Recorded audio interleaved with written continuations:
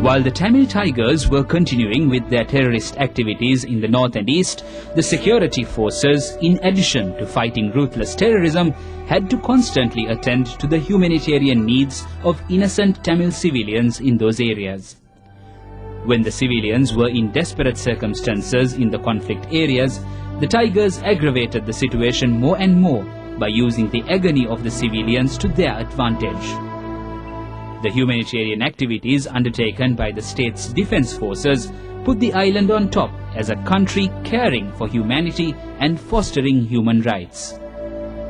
The state's defense forces were at times seen conducting medical clinics in the Jaffna Peninsula, an area with a predominant Tamil population, caring for civilians and critically ill patients. The Air Force undertook to airlift some of the critically ill Tamil patients to the General Hospital in Colombo, the capital of the island. As the Tamil Tigers were set to disrupting the education system in the Jaffna Peninsula, the state's Air Force went all out in transporting school books to the students, subsequent to which the security force commander in Jaffna took action to distribute them amongst the needy children. Due to the closure of the A9 road, which is the main link to the predominantly Tamil Jaffna Peninsula, following Tiger terrorist attacks on the entry-exit point in August 2006, transportation along the road came to a standstill. Food stocks in the Jaffna Peninsula were affected due to lack of stocks reaching Jaffna by road. The army had to intervene in distributing cooked meals among the civilians. With the shortage of medical supplies in the peninsula after the closure of the A9 road by the Tigers, army doctors along with some civilian doctors conducted several medical clinics for the Tamil civilians in the peninsula. The Tamil civilians in the peninsula will always remember how the state's defense forces supplied them with cooked meals at times of real need during the conflict times. The state defense forces' compassion was not restricted to the north of the island, but it extended to the east too.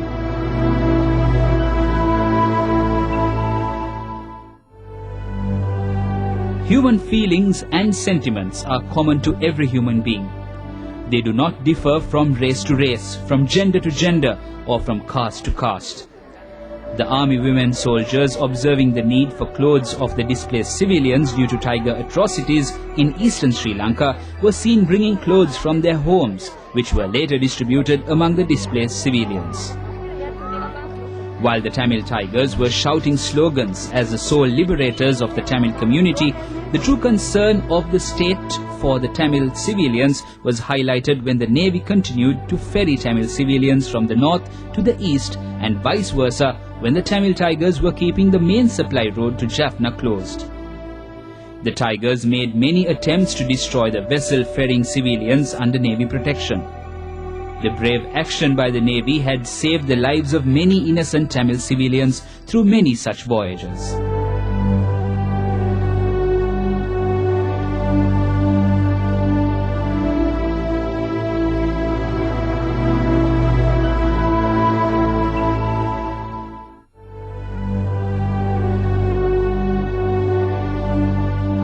The torrential rains that resulted in landslides in the central hills gave a new dimension to the State Defence Force's humanitarian missions.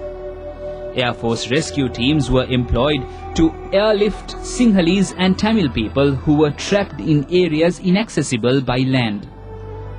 Over 135 men, women and children, including pregnant women and elderly persons, were rescued and airlifted by the Air Force. The Air Force also carried 4.2 tons of essential food items to affected areas. The affected civilians paid tribute to the members of the defense forces who considered their own lives second to those of the innocent civilians. The government's concern over the displaced and disturbed civilians in the conflict areas did not end with the development of the state's defense forces.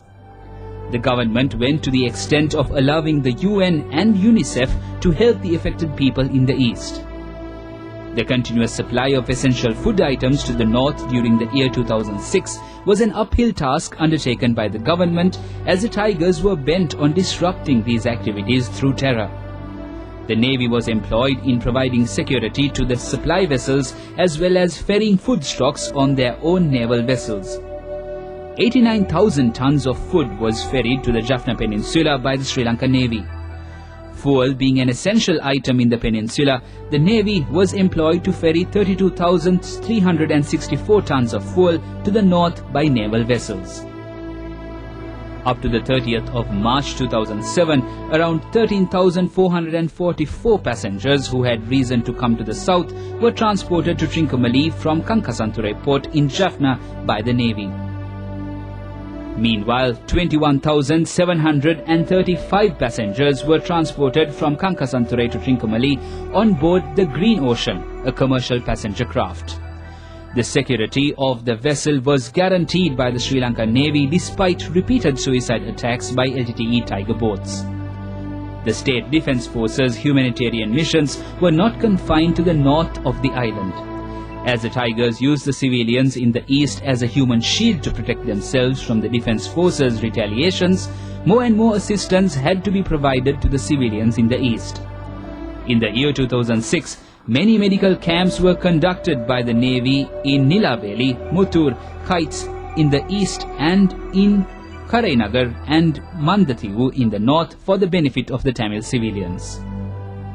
With the intention of maintaining sufficient fuel stocks for consumption by the Tamil civilians in the north, the fuel storage tanks at the Kankasanture cement factory that had been abandoned were renovated and reinstalled by the Navy.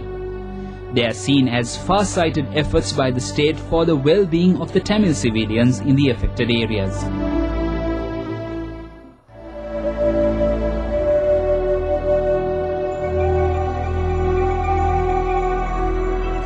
The airlifting of stationery by the Air Force from Ratmalana to Palali in Jaffna to be distributed among Jaffna school children is yet another humanitarian concern that the government had shown for the cause of education in the Jaffna Peninsula. The Air Force also came forward to transport critically ill patients in need of urgent medical treatment to the Colombo National Hospital, which became a routine gesture illustrating the state's concern regarding the humanitarian needs of the Tamil population in Jaffna. While making every attempt to debar the supply of essentials to the north, the Tigers were attempting to project to the outside world that the civilians in the peninsula were not being cared for by the government. With transportation via A9 coming to a standstill following Tiger attacks in August 2006, essential food items like milk powder, sardines, biscuits and dry rations weighing over 80,000 kilos were airlifted to Jaffna by the Sri Lanka Air Force during October and November 2006 alone. The deployment of the Air Force and the Navy to help the normalization of civil life had become a routine practice. The Tamil people targeted by the ruthless Tigers in their terror campaigns have been well looked after by the State Defence Forces despite various hardships and numerous duties. The Tamil civilians are aware as to who makes their life a misery. None other than the Tamil Tigers, the so-called liberators of the Tamil community.